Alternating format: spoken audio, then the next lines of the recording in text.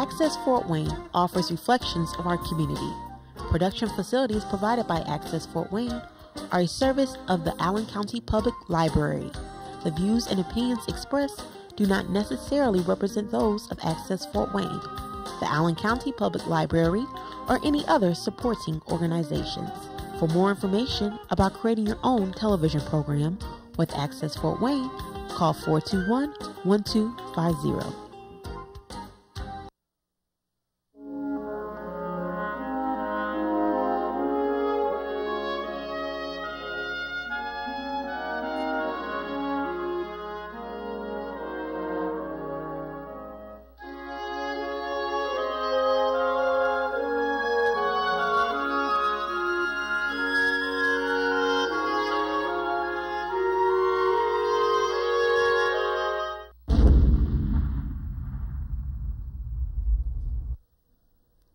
Hello, and welcome to our show, The American Veteran. I'm Dale Parrish, your host. Carl Fowler is co-host, and our guest today is Roger Myer. He's the director of the Northeast Indiana Honor Flight, and I said Roger Myer. That's Bob Myer. He's the director of the Northeast Indiana Honor Flight, and Roger Myer, a World War II veteran that went on one of the flights last year. Welcome to the show, gentlemen. Thank you. Bob, how long have you been involved in this honor flight? Well, I've been involved for a little over 3 years now, Dale. I originally got involved, heard about the program through a couple of World War II vets. One had just been on a flight, and then the other gentleman was scheduled to go, Homer Hoke over at Waynedale Plumbing, was scheduled to go on a flight, so they both told me about it, and I just was curious of how the whole program worked. So they gave me the lady's name that was the current director and president of Honor Flight. So, and she actually started the program in 2009 when they had their first flight. Oh. I think there's a lot of World War II veterans out there that probably don't even know about it yet. Right now, it's basically World War II veterans. Yes. Yeah. Yes, sir. We're currently working on our 9th and 10th flight. They're going to be both in May of this year. It's our first attempt at doing 2 flights in the spring. Our routine in the previous 4 years have been a spring and a fall flight, but our funding was adequate this year to do 2 spring flights. So we've got a flight scheduled on May 8th, and then we've got one scheduled 3 weeks later on May 29th. So that'll be our 9th and 10th flight out of Fort Wayne. About how many do you take on each flight? Okay, our routine for the last several flights have been we charter a U.S. Airways Airbus 320, and that's a 150-seat airplane. They give us 149 seats of 150, and we take 70 vets on board, and then we have a program called Guardians, and each veteran will be paired up with a guardian. So we take 70 vets and 70 guardians, and then there's about 8 of us board members that go along for the oversight of the program. Good. Good. So we put about 100, we use 149 of the 150 seats we use on the airplane. Yeah. If a World War II veteran is interested, how do they go about getting in contact with you? Well, the best method, we've got two methods. We've got a website, hfnei.org is a website. So if they can get on our website, it explains the whole program, what they need to do to get on a flight. All they need to do is fill out an application, and on that website there is an application under the flight information section. They can get an app. It's a 2-page application, a real simple application. If they fill that application out, then there's a post office box there on the application. Mail that to us, and that's all it takes to qualify. Good. And our priority, like you mentioned right now, is World War II. And to this date, we've with our 8 previous flights, they've all been 100% World War II veterans, just because of the age demographics that we're working with. And so we're still working on World War II vet. Our first flight on May 8th is currently booked, about 100% booked with all World War II, and we're currently in the process of filling that second flight, and it's still not full yet. We had a phone bank last night, and we still haven't tallied all the numbers, but we're still short a few World War II vets. And of course, as soon as we complete the World War II era veteran, then we're going to slide right into the Korean War vets, which both of you gentlemen will be hopefully on one of our flights in the near future. I think it's a great program. I'm sure you enjoyed it, didn't you, Roger? I most certainly did. It was one of the turning points of my existence, you might say. As I think back on it every day, the number of people that it took to put it all together. Most of them were volunteers, but some of them paid well out of their wallet, and not the veterans, but the guardians and so forth. And it's so well put together. Just starting from the day one on that thing, I was completely just amazed at it, but not surprised. I know Bob Myer pretty well, and if he's in charge of something, it's going to be a Class A. It's going to be a hit, sure. Right. Bob, this honor flight for a veteran, is there any cost involved for the veteran? For the veteran, the attitude of the whole program from day one when it started over in Springfield, Ohio in 2004 is where the whole idea started at. From day one, the attitude of all the honor flight hubs have been that the veterans have given enough, so there's zero cost for the veteran. We don't want them to even take their billfold with them. You know, it's everything's provided. Of course, the air travel is our biggest expense, and then we have buses there. We have tour buses that we charter when we arrive, and the T-shirts and the meals and everything, and the Air National Guard base that we use for staging of the program. From here, they donate a hot breakfast in the morning. It's all done by the volunteers at the Guard base. So to answer your question, sir, there's no charge at all for the veteran. So you take care of their lunch? Yeah, we take care of their breakfast, lunch, and dinner. And, well, it's a free ride, and I can't imagine anybody turning that down. Well, it seems like it would be an ideal situation if you wanted to get to D.C. and see the World War II Memorial. And of course, the whole mission for us, for the World War II vets now, of course, is to get those gentlemen and ladies. We have lots of ladies that travel with us that were World War II vets, to get them up to see their memorial. And of course, that memorial wasn't built and dedicated until 2004, May 2004. Yeah. So many of them at that stage in their life weren't capable of getting up there for whatever reason. So our whole intent is at no charge to get them up to see their memorial. And then, of course, while we're there, we've got the rest of the day. Then we do a lot of other stuff while we're there. You do? Yeah. Our itinerary starts. We fly Fort Wayne with the charter airplane right direct into Washington National, Reagan National. And then we split them all up onto 3 tour buses, and red, white, and a blue bus. And then we start with the World War II Memorial, and then from there we go over and drop off by the Lincoln, and then from there it's just up a short walk up the hill to the Korean War Memorial, which I don't know if you gentlemen have been up there. It's beautiful, moving, very moving memorial. It sits up on a little hill there, and then a short walk if you want to. It's a 2 or 3 block walk over to the Vietnam Wall, or from there you can go up to the Lincoln Memorial. So that's on our next stop. And then we do a drive around Iwo Jima for all the Marine veterans. Sure. And then and we terminate the day at Arlington Cemetery, which it's an evening event when we get there usually, and we unload all the buses there, and we all go out to the amphitheater where the Tomb of the Unknown Soldier is, and we observe the changing of the guard, and then we, like I said, we hit the other memorials. We drive by the Navy, Iwo Jima. We stop now at the new Air Force Memorial, which is really, really spectacular. Right. Sure. Sits up on the hill there right next to Arlington, overlooking the Potomac and all the sights of Washington. And then we get them back to the airport, usually arrive back to Reagan National around 7, and then we go through a nice send-off there at Reagan, get them back on the airplane. And our goal would be to have everybody back here between 9 and 10, and with no delays for whatever reasons. We usually get back. Our last flight in October 17th, we got back at around 9:40. So that's the day. Well, what time do you leave in the morning? We ask the veterans and the guardians to show up at the Air Guard base for breakfast at 6, and then we do that whole breakfast processing and all that in the mess hall there, the beautiful mess hall they got there at the 122nd Fighter Wing at the Air National Guard base. And then we start processing out of that building around 7, and the gentlemen and ladies from the TSA come over to that building. We do the TSA screen right in the building, and it's reduced risk, identity based, so there's no belts and no shoes and none of the other stuff that you normally would get. So it's all very friendly process to get through TSA, and then we load them on the airplane, and we try to get airborne between 8 and 8:30, and our last flight we got airborne at 8:04. Well, it sounds like a full, interesting day, don't it? Well, that's something that, kind of would tug at your heart. Yeah.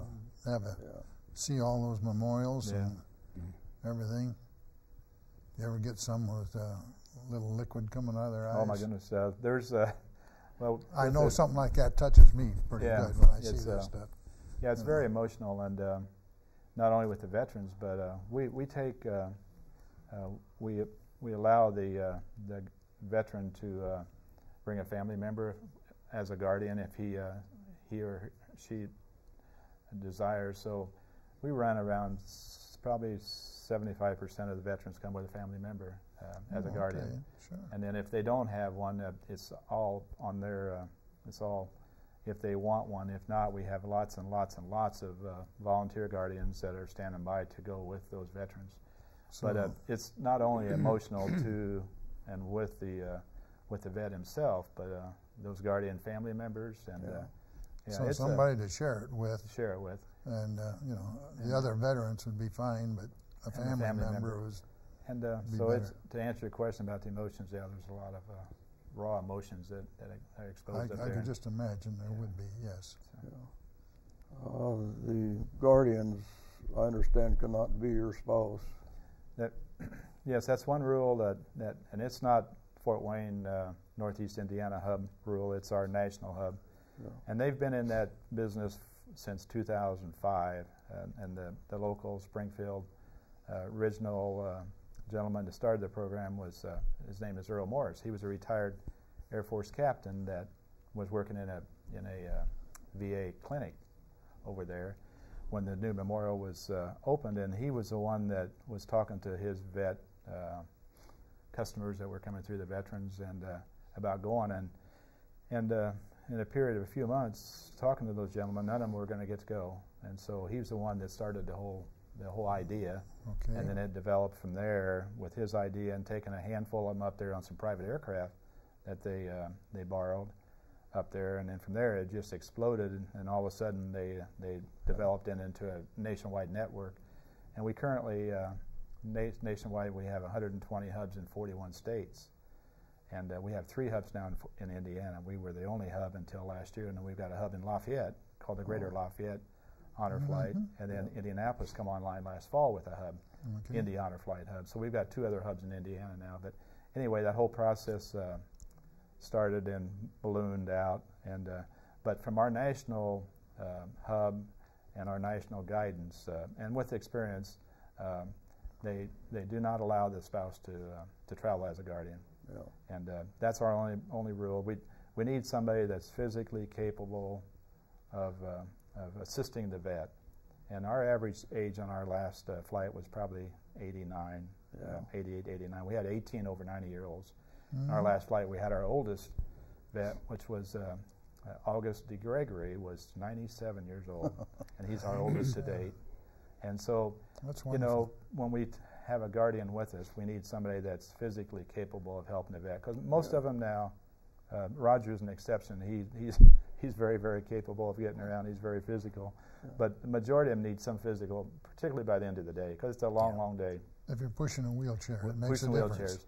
And we, on our flight of 70 vets, we'll take, we have our own now. We just purchased our own. We have 50 wheelchairs we take with us. And by the end of the day, not all of them will require it, but there's a number of them that at the start of the flight might not need it. By the end of the day, they're tired. So, so to answer your question, sir, it's spouses are not allowed to go.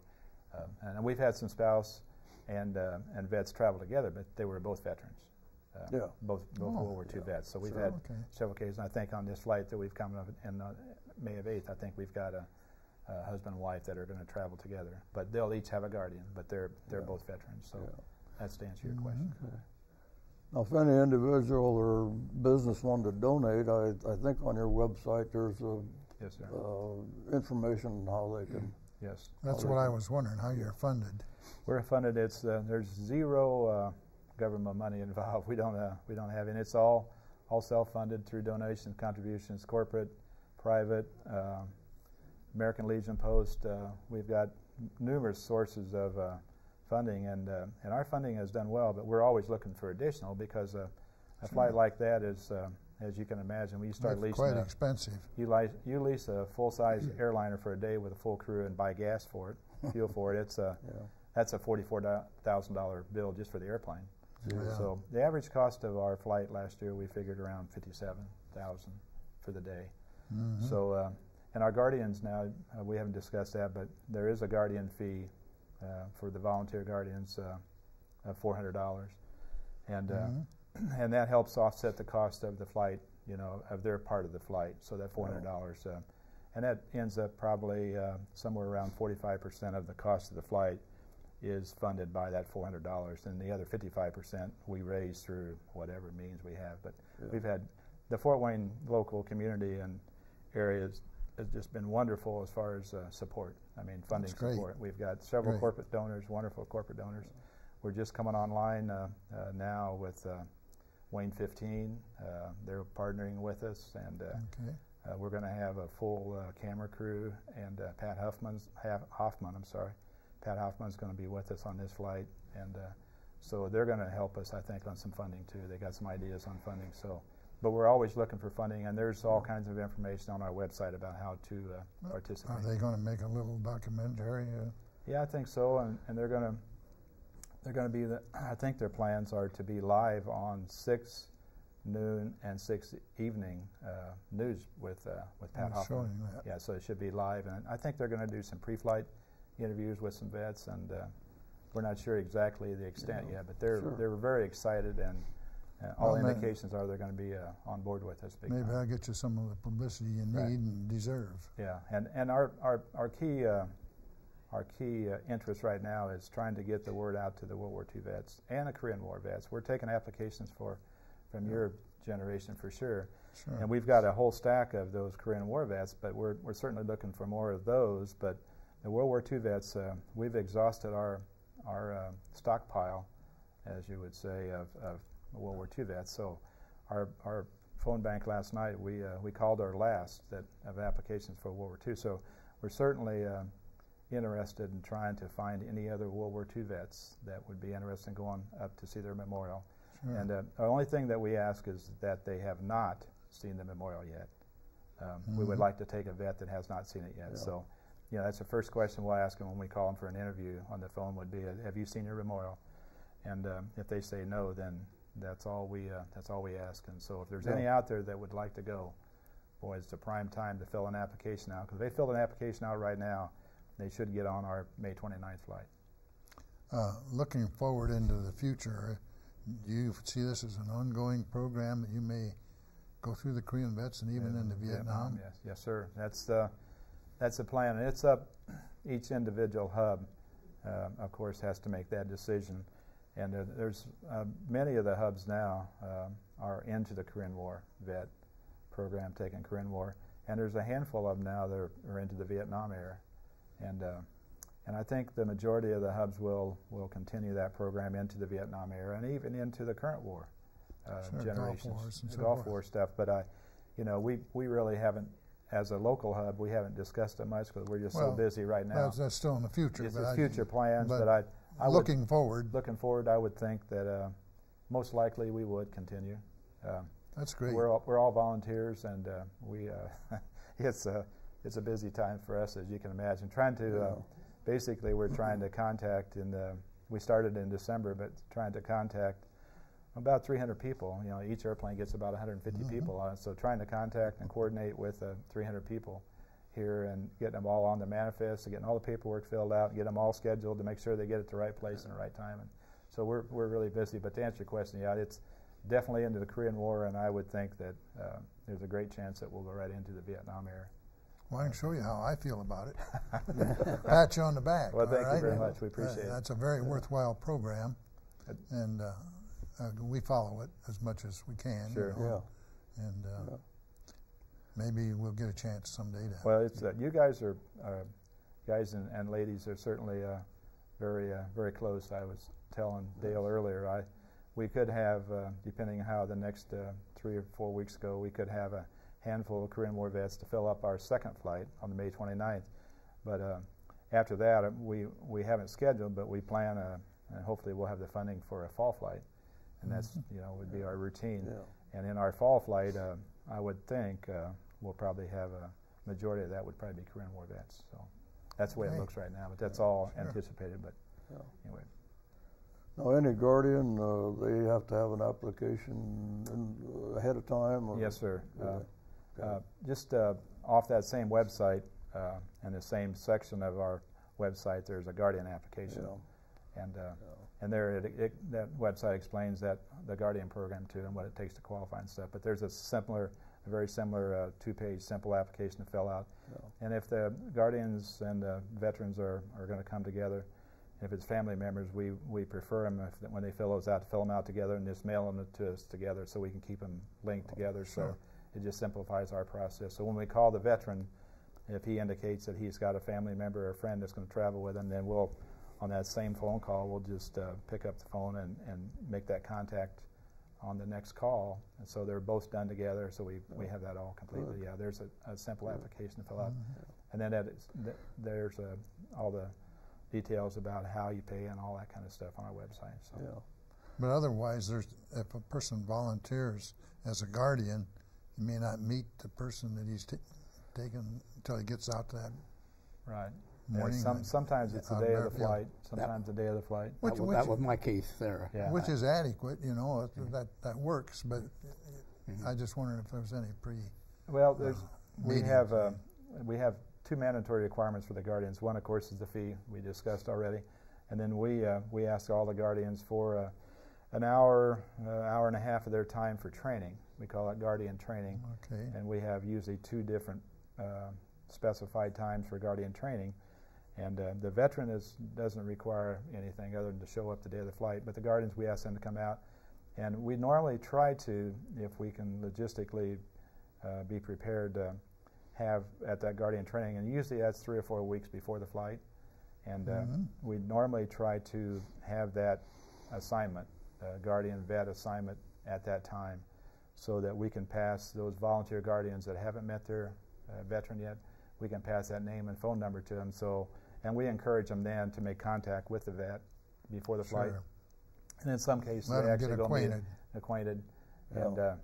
And you know, normally that's our goal, is to be able to have those assignments made before the flight. But you know, there's been probably flights when we haven't quite been ready, that we've been a little bit behind on our logistics to have that all ready. But our training, for example, we got a May 8th flight and May 29th flight, and we've got two training periods, one April 18th on an evening, a Thursday evening, and then we got a May 20th Saturday morning training session. So those are 2 or 3 weeks before the first flight. So. Do you have to weed out any guardians because they're not physically? No, capable? we when we do when we call the guardians, very similar to what we do when we call the veteran, we have a questionnaire that we go through, and part of that questionnaire is, and with the guardian, with the veteran too, of course, is talking about their medical conditions. And we're not trying to, in the veteran's case, we're not trying to weed out anybody. We just want to know what we need for support on the medical side. Yeah. And for example, we've had several veterans that are on oxygen. And so when you start flying on an airliner with the FAA requirements for oxygen, there's quite a procedure that you have to go through with portable oxygen concentrators that you have to have, and they have to be, you know, certified by the airlines and the FAA. Have to meet the code. They meet all the codes, all the safety requirements, Sure. and they have to have, you know, the batteries have to be charged. So we just need to know all that stuff ahead of time, and we have to have a prescription from their doctor. And then when they arrive at Washington, we have to have oxygen bottles for them. So we ask a lot of questions of the vet, not trying to keep them from going on the flight, but just making sure we have the medical support that we need. Sure. Now, when we ask the guardians, not as many questions, but we do ask them when we call them to make sure that they are physically fit to be able to help that vet. And I would say I don't know of any cases where we've had anybody that was not. And we don't have any age limits either, but we just want to make sure that they're physically capable of helping that vet. Well, it sounds like your program's got all the bases covered. Well, we hope so, but I can tell you, just about every flight we learned something. You know. You have an emergency, do you? Well, we've never had any emergencies, and we've been very fortunate.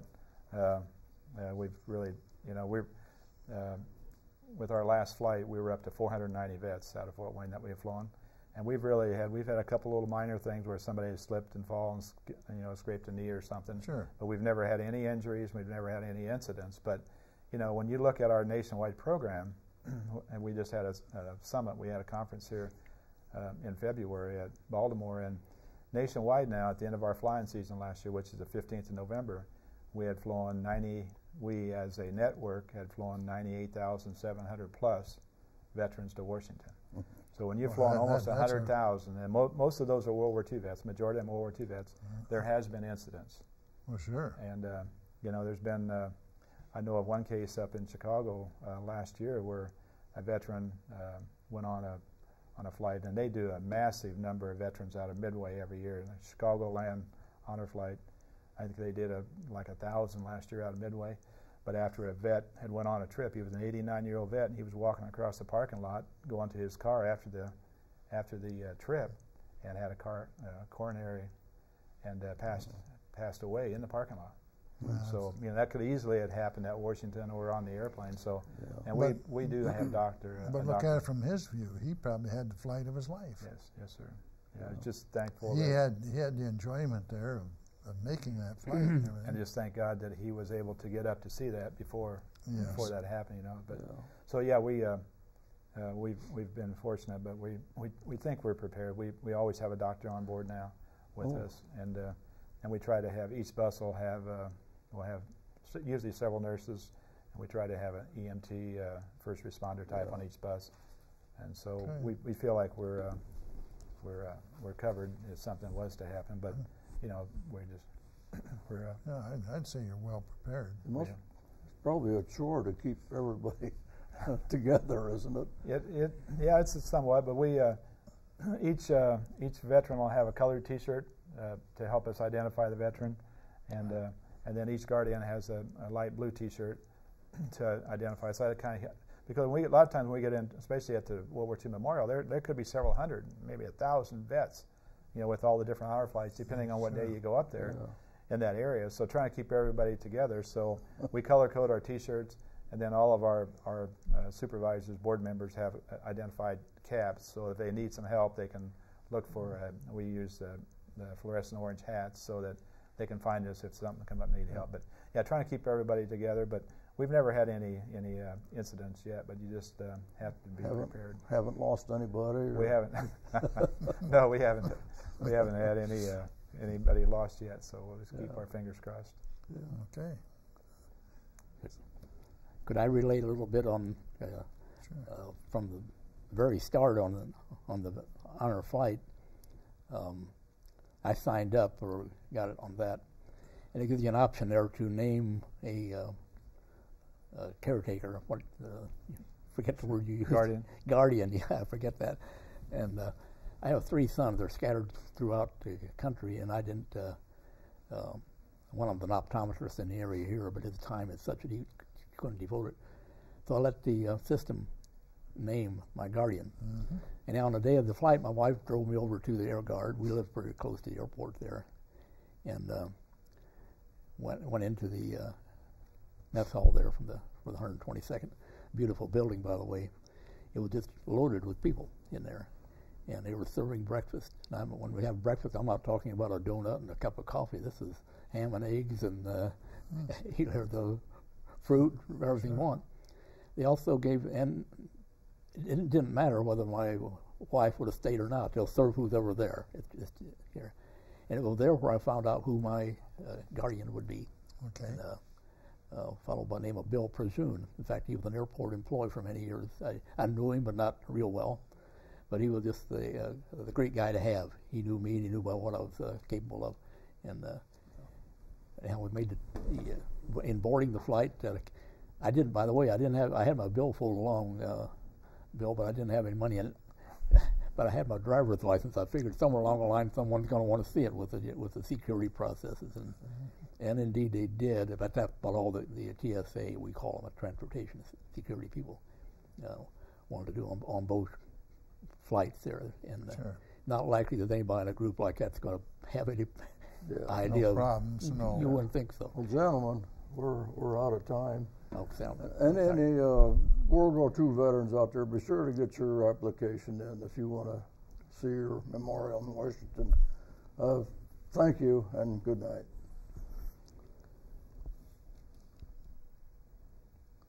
think it was running over.